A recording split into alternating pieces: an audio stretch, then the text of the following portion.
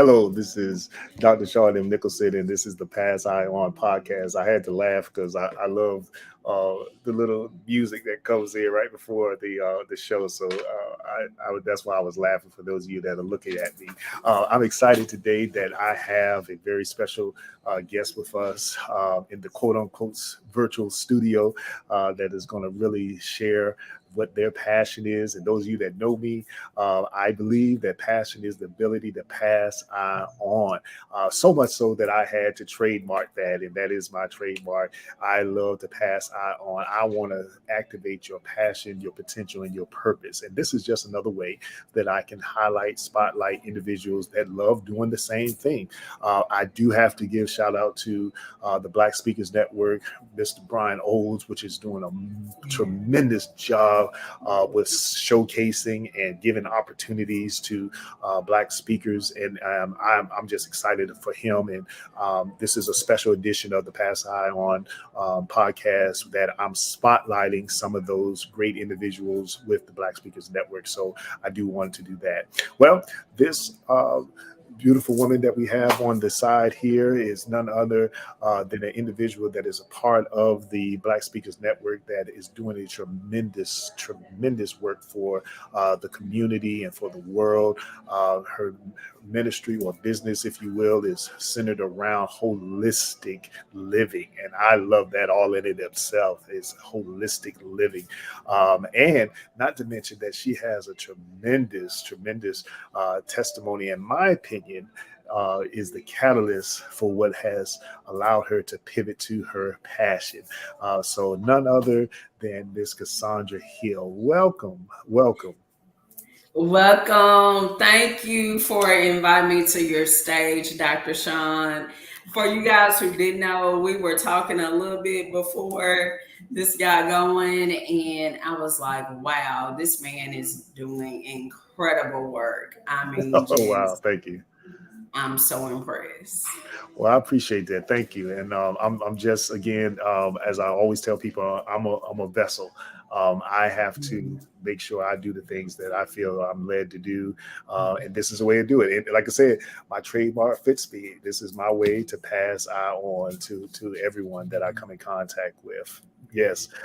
So, I'm very excited, specifically for this particular podcast, because when I end up doing the podcast, I have opportunity really to have a special focus and really explore individuals' passions, their potential, and ultimately their purpose. Remembering that each person that I bring on this stage, they have their own journey, and their journey is unique. I mean, unlike any others, right? And each week with this podcast, we're trying to be able to provide a broader stage for individuals such as yourself that can come in and share their experiences, their insights that is related to passion, potential, and purpose. And my hope is that these interviews will inspire the listener, the viewer, to be able to discover their own paths and their own journey and to live ultimately a life of purpose and fulfillment. So thank you again for joining us, and we're gonna dive right into the questions.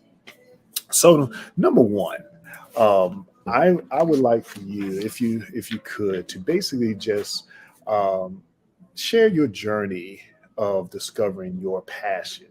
I do a lot of talking about passion and purpose and all these other things, but I do understand that it is a journey. It is a process. Can you share your journey on how that you discovered your passion?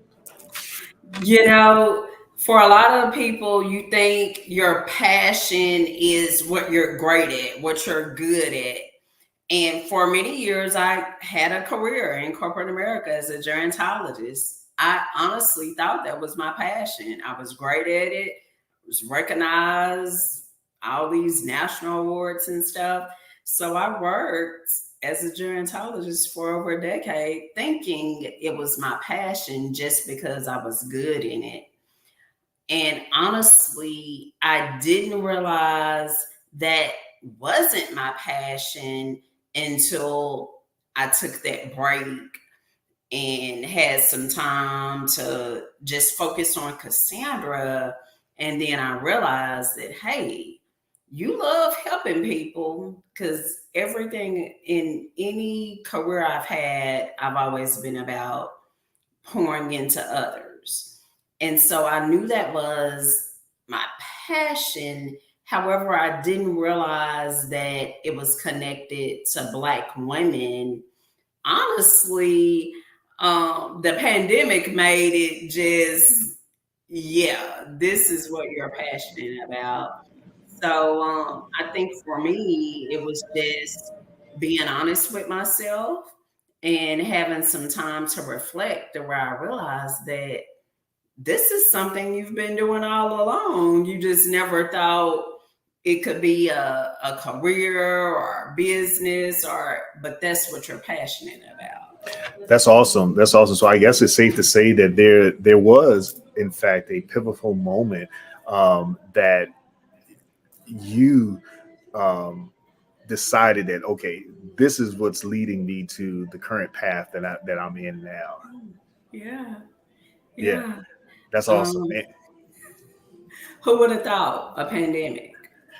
Well, listen, that changed a lot of things. And Yeah. I wrote a book actually coming out of the pandemic or shortly in the pandemic called Teach Me How to Pivot. In 2020, pivot was the most searched word used on the internet. We came up with a strategy that pivot is really an acronym for me, is planning, innovating, vision, outweigh threats. And all of us have at some point during the pandemic level set everyone. It affected everyone.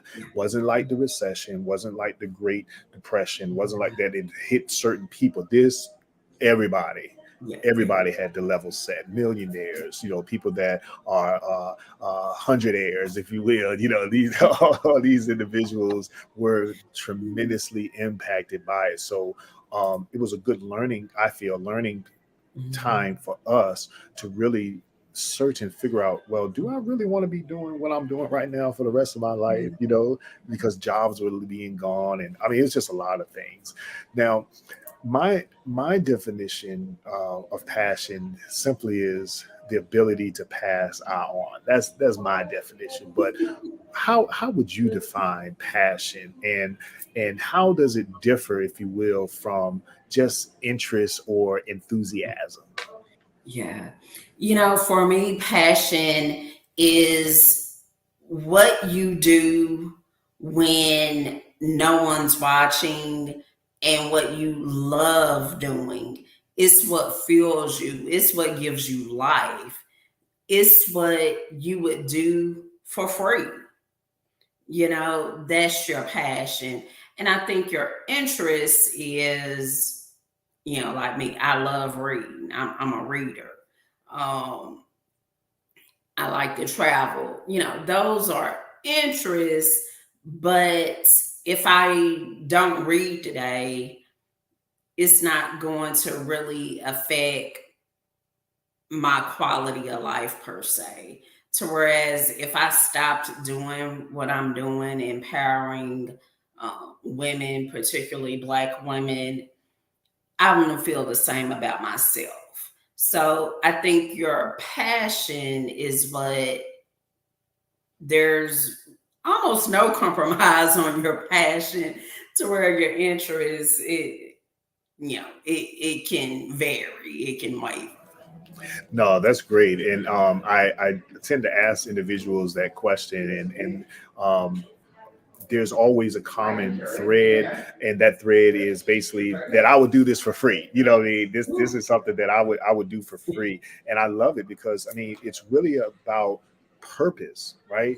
And being why I'm here on this earth. What gifts and talents and things have I been granted that now I can contribute to society to make things better for individuals. So I love your definition of it. So let's talk a little about purpose. How did you uncover, if you will, your purpose in life? You mentioned corporate, you mentioned the things that you were very, very good at. You mentioned the awards, the accolades, and all these things that you were able to accomplish and achieve. But how did you figure out or uncover your purpose in life, and how does it align to what you're so passionate about? Yeah. For me as a woman of faith, getting a closer relationship with God definitely helps me in defining my purpose. Um, just brief background of me.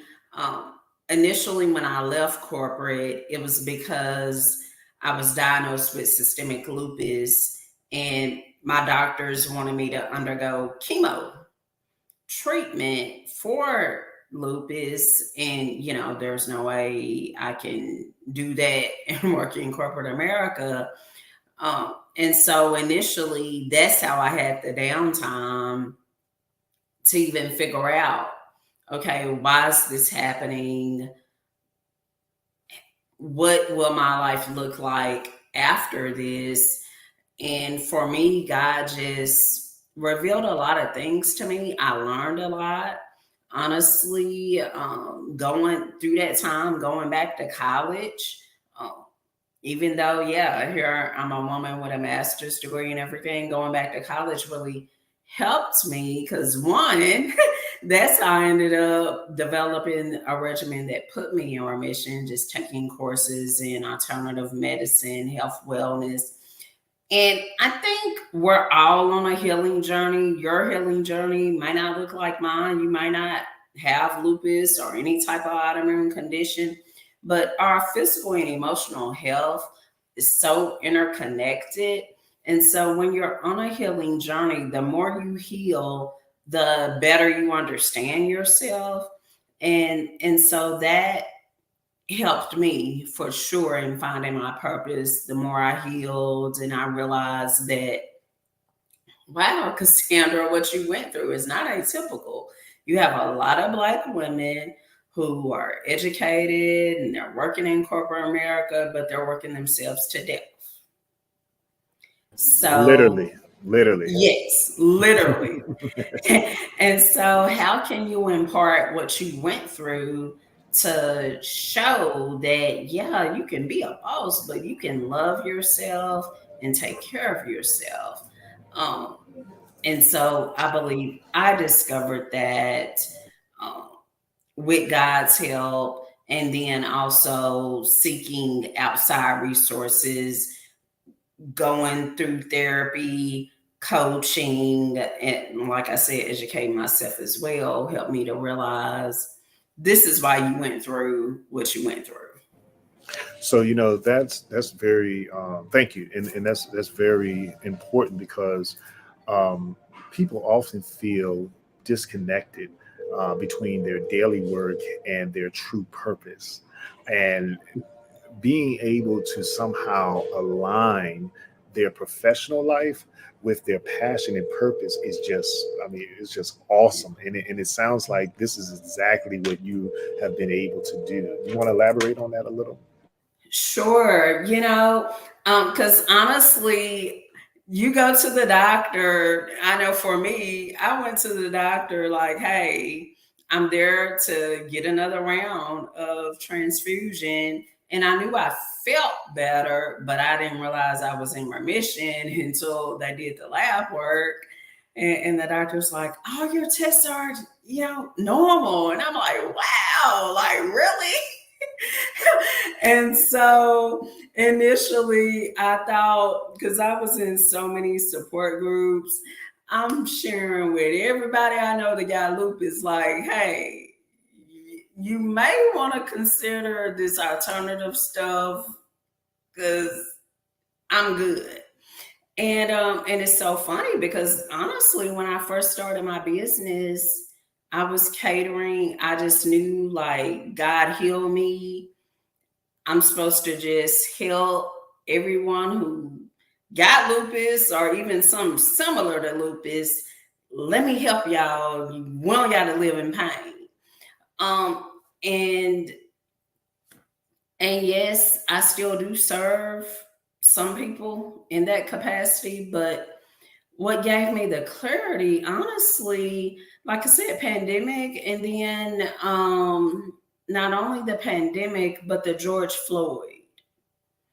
I think those were two critical moments because at that time I saw someone that looked like me get attacked and yell out for help, yell out for support, but no one that was involved in that situation cared enough to stop the inhumane behavior. And then at the same time, I saw people that looked like me who had COVID and they would go attempt to get treatment, attempt to even get tested, and were not allowed to do so. And I thought about myself. I thought about myself being a woman who worked in corporate America, had the good career, had the all the, but would go to the doctor and the doctor wouldn't listen to me. Yeah. My voice wasn't heard. Mm. Yeah. And so Yeah. when I factored all those things in, I thought, wow, why is that? Why wasn't my voice heard? Why did I go over 10 years misdiagnosed? Yeah. Yeah. Doctors thought I was anemic when I Mm. actually had systemic lupus. I was just expected to deal with pain because of how I look. Yeah. Yeah, unfortunately, that is a major breach in the healthcare system that we have to stand up and to support. And thank you for taking the stand to push back when you were giving certain diagnoses. Like, oh, wait a minute, now we need to dig into this a little bit more. And unfortunately, is that's happening more often than we are hearing about. So thank you for taking that stand. Now, for the listeners and for the viewers, you are from, or at least reside in a place that a place that I've never heard of before till last year, and you're like the well, I've met a lot of people there, but when I had a conversation with you and you told me that that's where you were from, I never had that type of conversation with anybody that said this is where they're from. But you're from a place, or at least reside in a place called Osceola, Arkansas. Osceola, Arkansas. And for the benefit of those that are possibly geographically challenged, or like me when I was in public schools, didn't pay attention to how close in proximity that some of these states were.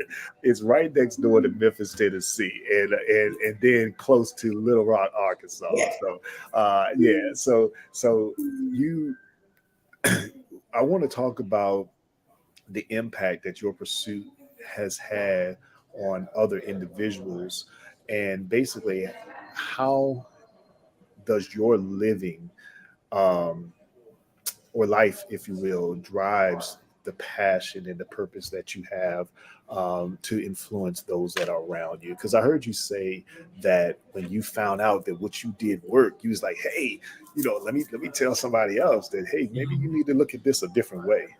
Yeah. Yeah. Growing up in Osceola, Arkansas, it's a rural community. For me, um, there was some great things about this area and there was some growth opportunities. I can remember, being in school, being in K through 12 school, and was a good student, and having a teacher tell me, well, you're not college material. Was it because I would misbehave? No. Was it because of bad grades? No, I was honor roll. But because I grew up on the wrong side of the tracks because of probably all these other factors, she just deemed within herself that this girl isn't college material.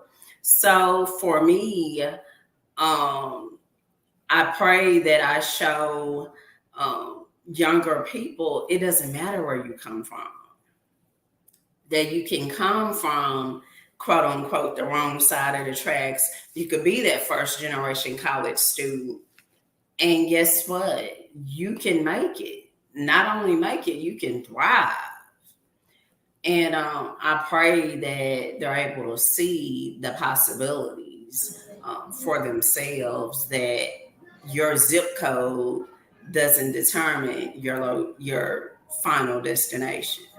Absolutely, and we're going to get a little bit more on the second half about the mechanics, if you will, of what you do and why you do it, if you will, the application of it. But I do want you. You said something that's very important, and I have to. I would be remiss if I did not acknowledge the Osceola School District under the leadership of Dr. Torin Green and Renata Bryant. They are doing a tremendous job in that school district. I had the privilege of working with a great group of young people in the middle and high school, all of last school year, 180 to be exact, seventh graders, eighth graders, 10th and 11th.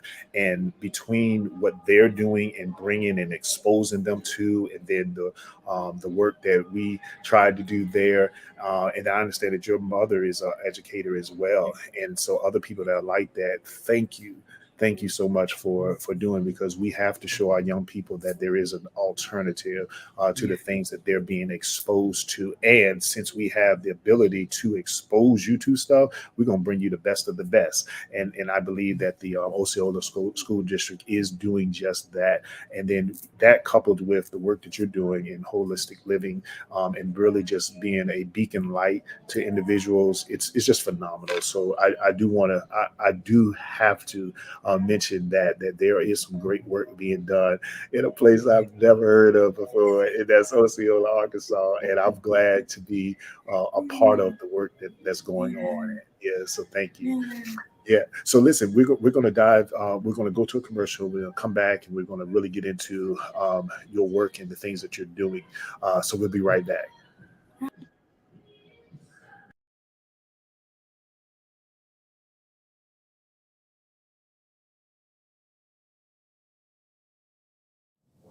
Hi, I'm Dr. Shawn M. Nicholson, and I am excited to officially announce the release of a project that we've been living for years and deliberately working on for a couple of years, called Do You See What I'm Saying? Walking by Faith. Our goal is for the reader, you, to take away this spiritual and biblical fact that faith must be released by words. For years, faith has been taught in the church. People have been encouraged to believe, but we have not really heard many teachings about words or saying what you believe. Faith equals the word of God. Hebrews 11:1 reads, "Now faith is the substance of things. Therefore, all things were made by faith." In other words, everything that you see around you was made by faith. Do you see what I'm saying? We wrote this book, Do You See What I'm Saying?, to help reduce barriers that may prevent you from reaching your purpose, to encourage all people who are struggling emotionally, physically, spiritually, and even mentally, and are looking for helpful information and resources to assist with their spiritual journey towards their purpose. Child of God, you can overcome every negative circumstance in your life by getting the word in your spirit and speaking the promises of God. You see, faith is more than just believing. To have that God kind of faith, you must believe, trust, and rely on his word. In God's word, you'll find the wisdom necessary to accomplish the Lord's will for your life. Reserve your copy of Do You See What I'm Saying?, my newest book, available in the Apple Store, Google Play Store, Amazon, and across all online digital platforms. Or you can just log on to drshawnmnicholson.com. Thank you. Do you see what I'm saying?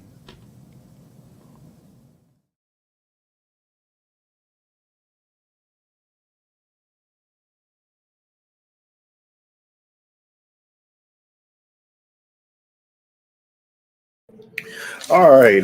We're back. We're back. For those of you that just tuned in, this is Pass High On, the podcast. I'm your host, Dr. Shawn M. Nicholson, and I'm having a wonderful conversation with Miss Cassandra Hill, all the way from the rural town of Osceola, Arkansas, which is doing a tremendous work there in the community and even abroad. And we're just excited to have you with us on today. So we were talking about, as we always do, as I always do anyway, passion. And my question for you is, based on your experience, based on your business model, based on your education and the things that you're doing currently, I understand that many individuals, they struggle with aligning their passion with their purpose. Mhm. So how do you, Ms. Hill, how do you ensure that your passion aligns with the greater sense of purpose, that you're undergoing, if you will, in this work or in the work that you do? There's a scripture: whatever your hand finds to do, do it with all your might. And so for me, I live my life on the premise that whatever God desires for me to do in my professional life, He will equip me with every single thing I need for that purpose. And honestly, what lets me know whether or not I'm on track with that is based on how he responds to what I'm doing. Yes, there will be roadblocks in being an entrepreneur, being a CEO, but I tell you, when you're walking in alignment with God and what He has for you, when those roadblocks come, I guarantee you, if He desires for you to do it, it will happen. And so when it doesn't, I reevaluate, and that's the time. As I mentioned, I'm a big writer, so I'm gonna get out my prayer journal and I'm gonna write my prayers, and I'm just gonna pour my heart out. And the quiet time, as we discussed earlier, the pandemic, so many people pivoted, I feel, because you had quiet time. You were forced to live with you. You didn't have distractions. You want to go into the mall, you want to go into the movies. You had time with you. And a lot of times, as people, especially as believers, we don't spend enough quiet time to give God the chance to tell us anything. We're just going, we're just running. Right, right. Yeah, 100 miles a minute, they say. 100 miles a minute. Yeah. So, people just don't believe, in my opinion, that people just don't believe they are capable of doing what needs to be done, or even what they were created to do, in their lives, as it centers around passion. I feel sometimes they don't believe that they are, smart enough, or creative enough, or deserving enough to be able to fulfill those things. And then, as a result of that, they sometimes assume that they are perceived with certain limitations, that come up to say, okay, well, that's why you can't do it, and people go down the path of least resistance to meet their lifestyle needs, and they don't explore different opportunities and passions, and they don't take time to really understand and even reflect on their passion, and then they just go unfulfilled. You have been able to take something that was diagnosed and create a regimen, as you refer to it, that will lead you to holistic living. And we know that holistic living essentially is mind, body, and soul, right? It's everything Mhm. working in a good balance. But you Mhm. were able to take that and not only hoard it or covet it, but create a way that now you're doing that with other women, Black women in particular. Let's talk about that a little bit? Yeah. You know, through my process of educating myself, eventually I did become a holistic health practitioner, as well as a wellness coach and master life coach. And combining all of those regimens, I realized that, hey, it's not just this. Self care isn't, and I'm not telling you ladies to not go get a mani pedi. Hey, I love it. Do it. But I realized that, hey, we really need to learn radical self care. and I mean radical. It's the things pouring into myself on a daily basis, the things I do on a day to day basis. How can I educate that? And I believe the education gave me just more clinical knowledge combined with my personal experience and living it. I realized that, hey, you might have kids, you might have a partner. You know, how can I make this realistic for that woman where it's something she can do and change her life, and then the people who she's attached to as well. That's good. And you use the phrase radical self-care. Now, when I hear radical, I'm thinking it's like extreme. It's out of the box thinking. It's being just crazy with it. What do you mean by radical self-care? You know, it's the things you will not compromise on. My self care may possibly mean I may have a family member, I may have an associate that is toxic, has toxic energy. And in me practicing radical self-care, I have to choose, um, do I want that person in my life? And if I do, what's that dynamic going to look like? Because I cannot allow their energy to affect me and my health and well-being. And you have to be radical about that, because it could be that Aunt Sue is toxic. Aunt Sue might come around and say, well, you're this and you're this and you can't deal with that. And for our community, for so long, we were expected to just say, oh, that's how that person is. And you just accept that behavior, but it's not healthy. So, radical is addressing it and deciding that my peace, I'm not compromising for anyone.